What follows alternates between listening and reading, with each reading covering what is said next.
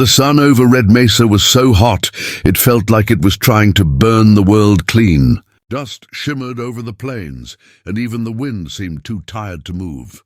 Luke Carver wiped the sweat from his brow as he fixed the last fence post on his lonely cattle ranch. Life out here had taught him many things. How to survive, how to endure, but nothing prepared him for what he saw that afternoon. A shadow fell over him, not a cloud, not a bird, a person. Luke turned slowly, and for a moment his breath left him. A young Apache woman, towering, tall as two grown men, stood only 20 paces away. She looked exhausted, dirty, and dangerously dehydrated. Her long, raven-black hair hung in tangled sheets. Her skin was sunburned and cracked, and her eyes, though sharp with instinct, were soft with desperation. Luke's heart hammered. Every story he'd ever heard about the old Apache wars filled his mind. Yet something in her trembling stance, in the way she clutched her side, drove out every fear. She needed help. He lifted his canteen slowly. "You look like you need water," he said quietly. For a moment she didn't move. Then she stepped closer, cautiously, like a wild animal ready to flee. She accepted the canteen, her hands enormous next to his. She drank until the canteen was empty, then bowed her head slightly. Her voice was low but melodic. "Thank you, Cowboy." She turned and walked away into the shimmering desert, leaving Luke with more questions than answers. But by the next morning, questions were the last thing on his mind. Because when he opened his front door, the plains were crawling with movement. 300 Apache warriors surrounded his ranch. Their horses pawed at the dust. Their spears, bows, and rifles glinted under the rising sun. Luke's stomach tightened. He reached for his gun, then stopped. There was no point. If they meant to kill him, he'd already be gone. A rider emerged from their ranks, the tallest man Luke had ever seen, his expression unreadable. Behind him stood the same giant Apache girl, now washed, steady, and strong. She no longer looked broken.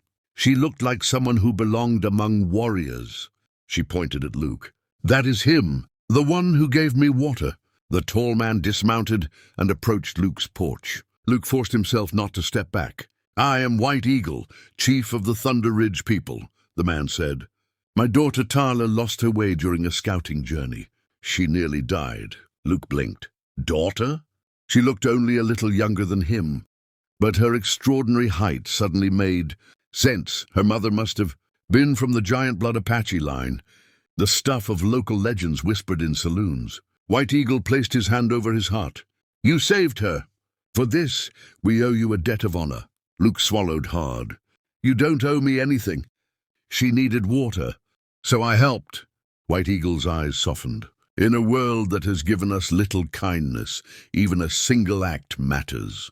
Then, much to Luke's shock, the chief ordered all 300 warriors to lower their weapons. The atmosphere shifted instantly, from hostility to gratitude.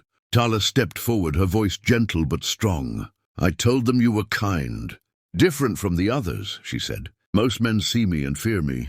You saw me and cared." Luke rubbed the back of his neck, embarrassed.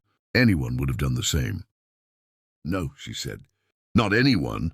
White Eagle gestured, and a group of warriors brought forward several horses, sacks of flour, corn, tools, blankets, enough supplies to keep Luke's ranch thriving for months. "This is our thanks," the chief said.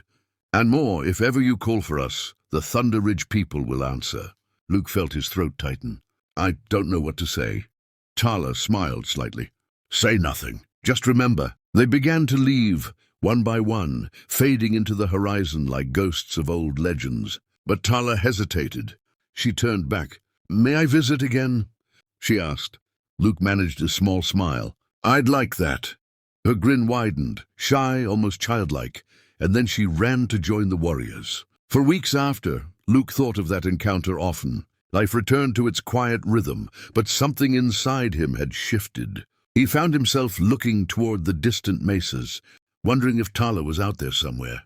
Scouting, watching, protecting. One evening, as the sun draped the land in gold, Luke heard heavy footsteps behind him.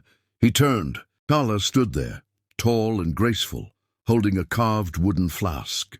"For you," she said. "Water from our sacred spring. Purest gift we have." Luke accepted it carefully, aware of the significance. Their eyes met, curiosity, respect, and something deeper forming between them.